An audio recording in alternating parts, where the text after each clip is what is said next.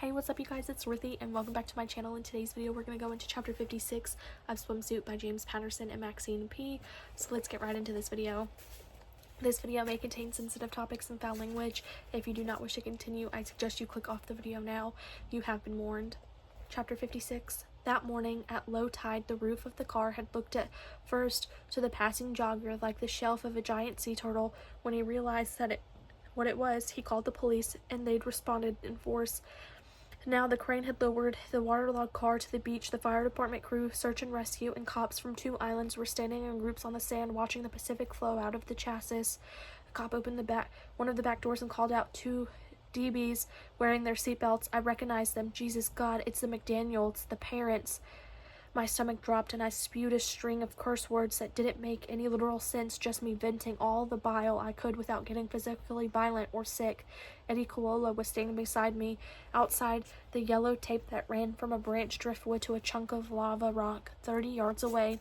Koala was not only my ticket to police intel and crime scenes, but I was starting to think of him as a younger brother I never had. Actually, we looked nothing alike, except that we both looked like shit right now. More vehicles pulled up, some with sirens, some without, all braking on the potholed asphalt running above and parallel to the beach, a road that had been closed for repairs.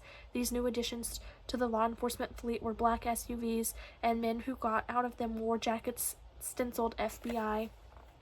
A cop friend of Eddie's came over to us and said, "Only thing I can tell you is that the McDaniels were seen having dinner at the Kamali hostel. They were with a white man, 6 foot or so, grayish hair and glasses. They left with him, and that's all we've got. Based on the description, the guy they had dinner with could have been anyone." "Thanks," said Eddie. "It's okay, but now you guys really have to leave."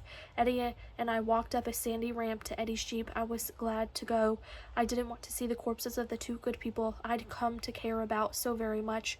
Eddie drove me back to the Marriott, and we sat in the lot for a while just chewing it over. The deaths of everyone attached to this crime spree had been premeditated, calculated, almost artistic, the work of a very smart and practiced killer who'd left no clues behind. I felt sorry for people who had to solve this crime, and now Oristan was terminating my all-expense-paid Hawaiian holiday. "When's your flight?" Koala asked. "Around 2. Want me to drive you?" "I'd be happy to do it." "Thanks anyway. I've got to return my car." "I'm sorry how this turned out," said Koala. "This is going to be one of those cases. If it gets solved at all, it'll be like 17 years from now. A deathbed confession," I said, "or a deal with a jailhouse snitch."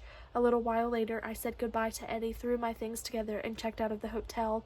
I was going back to LA, unresolved and disconsolate, feeling like I'd left a big piece of myself behind. I would have bet anything I owned that for me. At least the story was over.